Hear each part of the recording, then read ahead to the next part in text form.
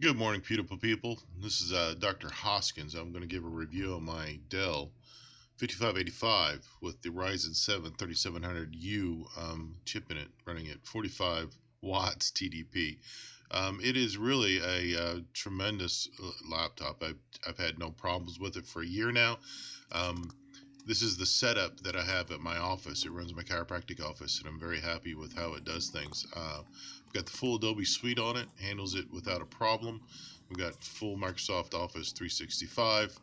I did add All right, a guys. hybrid 2 terabyte hard drive in it, and there's a video that shows me installing that, and it was quite easy. Actually, it was very easy. All the stuff that you need to do that's inside, and that's covered in that video.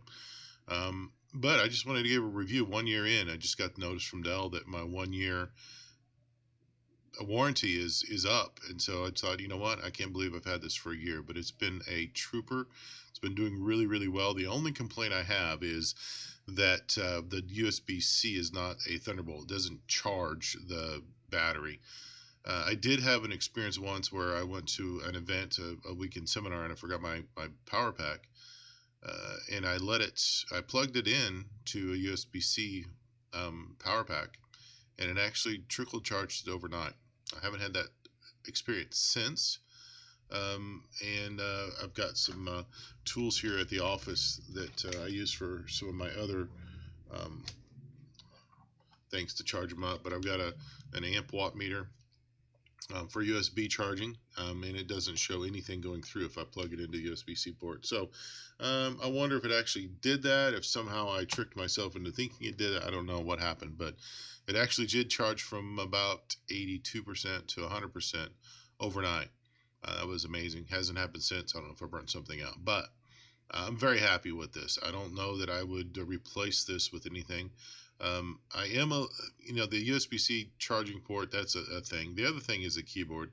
It uses the Mac layout, and I'm not a fan of Mac. So if you look at the keyboard, it doesn't have the 10 key keypad. It's just got the full key. Now I'm one that uses the home, the page up, the page down quite a bit. So having those requiring a function key, when you do a shift control home, it's a shift control function home now, and so it makes it a little bit more difficult, but it's not a big deal. The Bluetooth hasn't really failed me or let me down. The wireless is just almost as fast 5G as it is if I plug in a wire. So it's I'm very, very, very happy with it. And if you guys find one of these, um, buy it. And if you find one and you don't want to buy it, let me know about it, because I wouldn't mind having a fleet of these. I'm really excited that Dell chose to use the AMD chips. Uh, just been an AMD fan for a very long time, and I'm very happy to have this one. I do play games on it. My game of choice is World of Warcraft. Not a huge demand on GPUs, but it does a good job, and it also renders my Premiere Pro videos well for what it is. I'm not disappointed with it. It doesn't disappoint me when I realize, it's an onboard graphics chip. So very happy with that. Updates going well. Windows updates are going well for Windows. Dell updates keep things going well. The Radeon graphics updates haven't had a glitch with it. Really not an issue with this thing at all. As you see from the setup, it was running an ultra wide, well, not an ultra wide, but a wider format screen. So this is actually the setup. So the microphone I'm using